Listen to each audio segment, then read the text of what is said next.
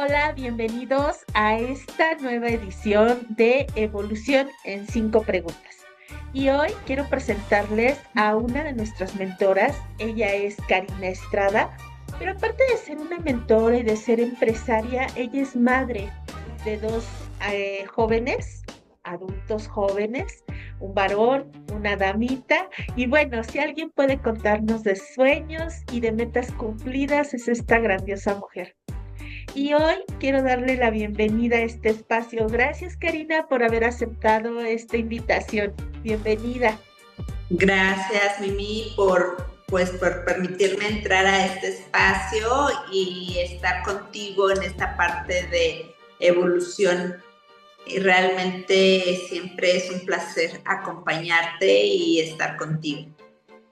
Gracias, Cari. Hoy quiero, más allá de preguntarte tus logros y cómo todo lo que se ha podido trascender en este tiempo que tú llevas recibiendo esta nueva información, me gustaría saber, en qué momento Karina empezó a sentir que necesitaba hacer algo diferente.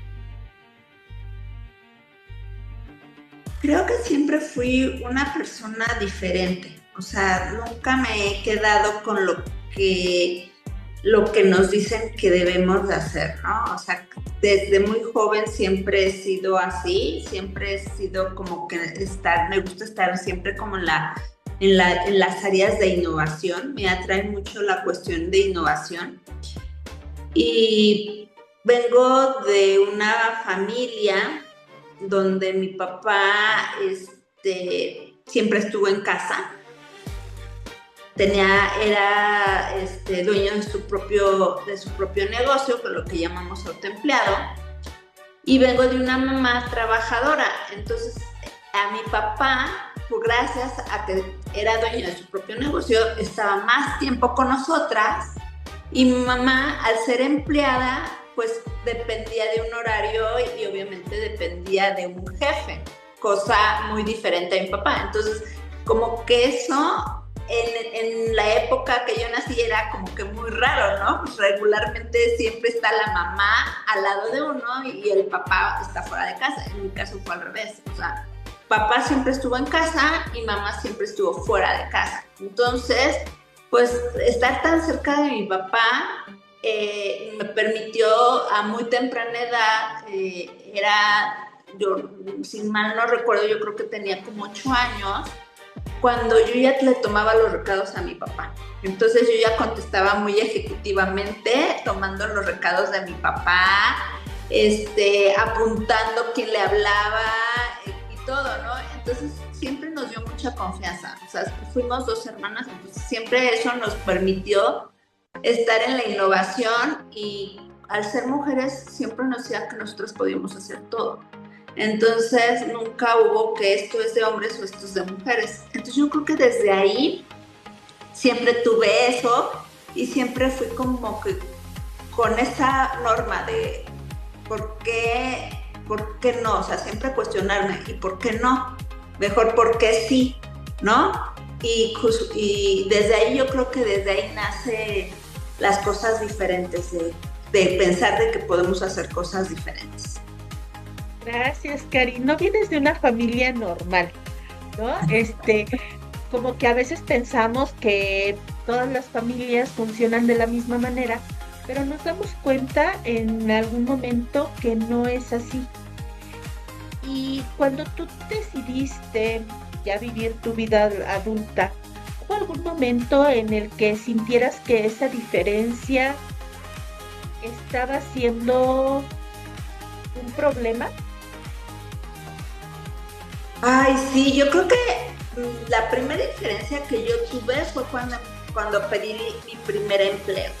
O sea, cuando yo entré a solicitar mi primer empleo, me lo negaron porque estaba casada y estaba muy joven. Entonces, poner en las solicitudes de empleo que estaba casada, me di cuenta que me restaba oportunidades. Y eso para mí era muy frustrante, porque no me ponían el pretexto de por falta de conocimientos o falta de preparación. me ponían el pretexto de que ya estaba casada y que tenía una hija. Entonces, eso, yo creo que eso fue lo que siempre me permitió como que ver otras opciones y ver las limitantes que en su momento eso para mí era. Cari, ¿en qué momento? Sé que estas diferencias y estas limitantes nos dejan insatisfechos, pero ¿en qué momento llegó a tu vida o en qué momento tú pudiste ver la posibilidad? Porque hay un momento en que llega la información a nuestra vida, pero hay otro momento en que se vuelve una posibilidad de crecer, de evolucionar. ¿Cómo fue para ti esa transición? Yo creo que la transición más fuerte que yo tuve fue cuando mi hija tenía 10 años. La tenía estudiando en una escuela privada y le hacían mucho bullying en la escuela. Entonces, para mí eso fue una frustración, saber que yo estaba pagando por una educación y que mi hija estaba recibiendo maltrato emocional. Entonces, en ese momento, para mí, yo estaba laborando, pero yo ya traía información de emprendimiento. Yo ya había sido educada en un emprendimiento, ya tenía 10 años con otro tipo de información. Entonces, como que eso marcaba la diferencia y me permitía ponerme como que en una plataforma de o me quedo laborando y sigo permitiendo que mi hija siga recibiendo ese tipo de maltrato escolar o algo diferente. Y tomé la decisión de renunciar a mi empleo y llevarme a mis hijos a estudiar fuera del país. Entonces, eso yo creo que fue lo primero que tomé esa decisión. Me llevo a mis hijos a estudiar fuera del país y eso como que para mí fue un parteaguas, ¿no? Porque siempre ver otros horizontes, ver otras dinámicas que no son en tu casa, pues ya te da puntos de comparación.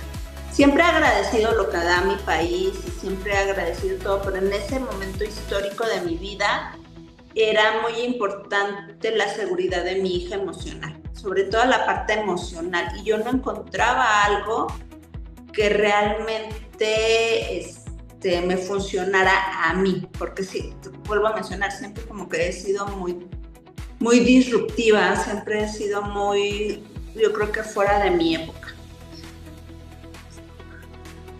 Gracias, Cari. Fíjate que debiste de haber tenido alguna posibilidad para darte la libertad, creo que esa es la palabra, para poderte dar la libertad de tomar las mejores decisiones para tu hija. Y aquí quiero preguntarte, ¿hubo alguna creencia o cuál ha sido la creencia más arraigada que tú has tenido que romper para justamente tomar esas decisiones en libertad?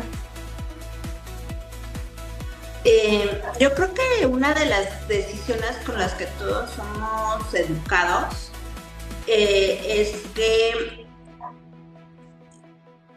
siempre te dicen que si tú tienes cierta preparación, o eres varón o eres algo, o sea, yo vengo de una familia por parte de mi mamá muy numerosa. O sea, mi mamá viene de una familia muy numerosa a comparación de mi papá. Entonces, mientras que mi mamá eran 16 hermanos, mi papá eran 4 hermanos. Mi mamá nace en campo y mi papá es de la ciudad. Entonces son como de haber tenido 2 puntos de comparación, ¿no? Y eso a mí me permitió como que tener 2 puntos de vista de mi vida. Entonces vuelvo a repetir, mi papá no se educó en el sentido de ustedes pueden, las estoy preparando para que sean mujeres independientes, sean libres, o sea, como que traía mucho ese, ¿cómo se llama? Ese lema. y en ambos lados, en mí fue más lo que es el matriarcado, o sea, fue más la imagen de la mujer, ¿no? Por parte de mi papá, y porque a pesar que yo tuve a mi papá todo el tiempo y siempre he dicho que para mí mi papá es mi héroe, mi papá fue educado por una mujer, o sea, faltó padre. Entonces yo creo que por eso mi papá siempre empoderó mucho a la mujer, ¿no? Y por parte de mi mamá, a pesar de que hubo abuelo, pues mi abuelita fue la que sacó adelante a todos sus hijos, ¿no? O sea, hubo una abuela ausente, entonces vuelve a haber matriarcado, ¿no? Y yo creo que en esa imagen familiar, pues no había como limitaciones, no había como el pensar que tú no puedes, ¿no? Que muchas veces te dicen, porque eres mujer tú no lo puedes hacer. En mi caso era todo lo contrario. Ustedes pueden hacer todo porque por eso las estoy educando, ¿no?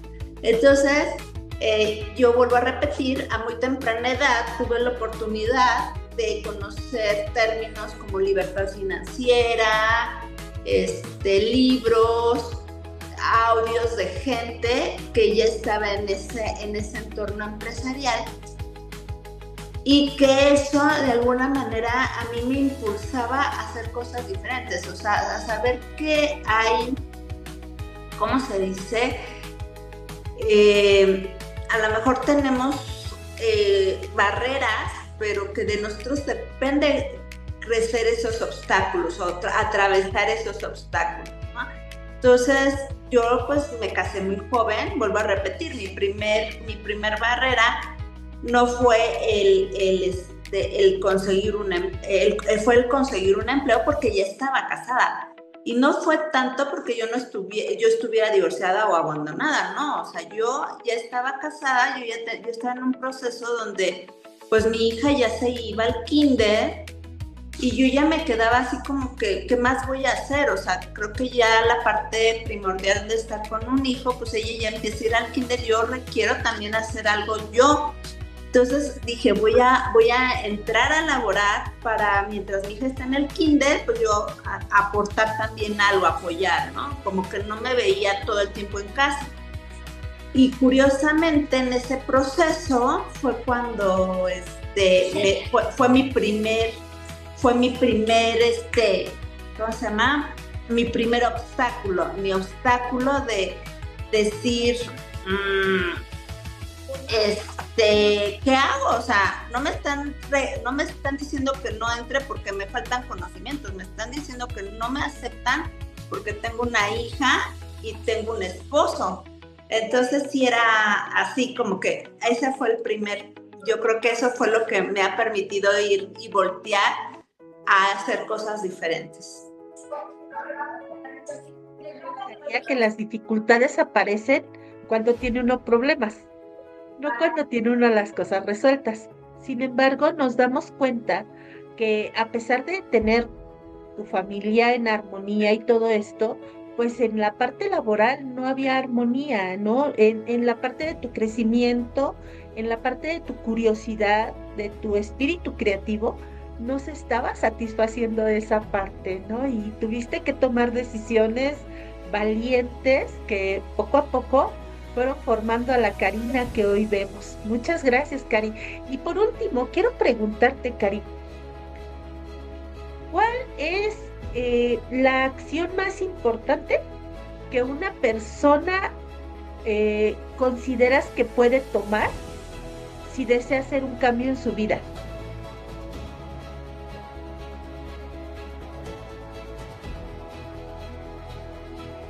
Yo creo que la decisión más importante que uno debe de tomar para las personas es saber qué quieren, porque nunca nos enseñan saber qué queremos. Siempre nos hacen lo más importante o por lo que nos hacen tomar decisiones es por el dinero, ¿no? O sea, yo recuerdo que cuando era momento de perfilarnos para una carrera, nos decían, piensen bien qué es lo que les va a dar dinero, ¿no? O sea, no era, piensen bien cuál es lo que les gusta para desarrollar, sino más bien era qué es lo que les va a dar dinero. Entonces yo creo que hemos sido una cultura creada alrededor de las finanzas, o sea, no tanto de lo que te apasiona, de lo que te gusta, de lo que eres bueno, o sea, porque muchas veces no te era así como que pues tú eres bueno para esto o te apasiona esto, vete por ahí, sino más bien me tocaba ver que tenía compañeros muy buenos en la música o muy buenos en las artes plásticas o cosas así, y no eran como valorados. Sin embargo, aquellos que estaban en el área de las matemáticas o en el área de la cuestión médica, cosas de ese estilo, eran así como que, wow, sí, ya tienes resuelta la vida y te vas a hacer millonario, ¿no? Entonces yo creo que yo les diría que pienses bien qué es lo que quieres, qué te gusta, y en base a eso después viene la parte ejecutoria para ver cómo desarrollar un negocio de lo que te gusta. Eso es lo que yo le diría a la gente. Y justamente, ¿no? En este proyecto, las habilidades naturales de una persona se pueden potencializar, no únicamente su desarrollo profesional, sino también la parte de estas habilidades blandas que también se pueden estar desarrollando dentro de una actividad económica que te rinda frutos, pero que también te sientas satisfecho o satisfecha con lo que estás realizando, ¿no? Que tenga trascendencia tu propio mensaje. Algunas palabras finales que quieras decirle a todas las personas que nos van a ver, Cari. Pues lo único que te puedo decir es que todos tenemos situaciones. O sea, hasta este momento no conozco a alguien que no tenga situaciones o que todo sea hermoso en la vida, porque incluso me he encontrado gente que aparentemente puede tener todo, o sea, puede tener dinero, puede tener el mejor esposo, puede tener la mejor familia, y por alguna situación aparece una enfermedad. Entonces son situaciones que dices, hoy, ¿cómo es posible que teniendo todo tiene a un hijo con asma, ¿no? Por ejemplo, o tiene un hijo con alguna deficiencia. Digo, son cosas de vida, o sea, cada quien nos toca como que ir superando obstáculos en la vida. Entonces, no es volverte fatalista, pero simplemente es ver como un tablero y decir, ok, este es mi juego, esta es mi meta, y cómo voy a llegar a mi meta con el juego que yo tengo, con los obstáculos que yo tengo. Y creo que sería revisar un paso a la vez.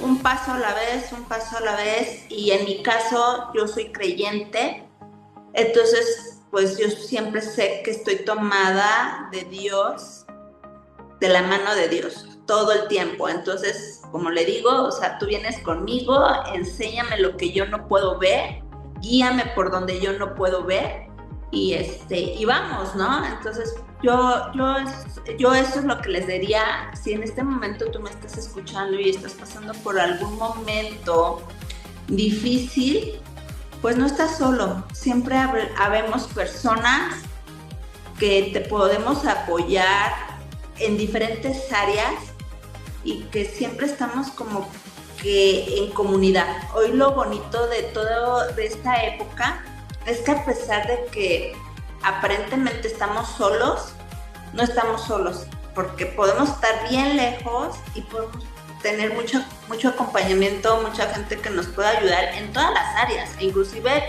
si tú estás pasando por circunstancias económicas o por circunstancias de salud o X, pues siempre hay quien te extiende la mano, ¿no? Entonces yo les diría eso, que no te sientas solo, que veas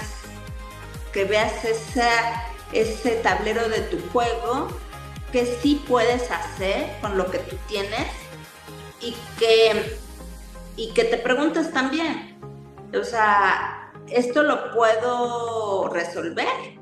¿Está en mis manos resolverlo? Y si está en tus manos resolverlo, resuélvelo. Y si no está en tus manos resolverlo, suéltalo y entrégalo, ¿sí? Porque va a haber quien sí te pueda apoyar para lograr eso. Como dice una amiga, pásalo al siguiente nivel. Gracias, Cari. Y qué interesante, fíjate, cuando descubrimos que pasamos de ser una pieza del juego a los jugadores, ¿no? A los que están planeando el juego. Esto es muy interesante y sí, darnos cuenta de ello es importantísimo. Y bueno, como ya vieron, el cambio no llega por inspiración, llega cuando se toma una decisión. Así es que nos vemos dentro de la comunidad en la semana de evolución y para que tú puedas dar el primer paso hacia esa transformación. Éxito a todos.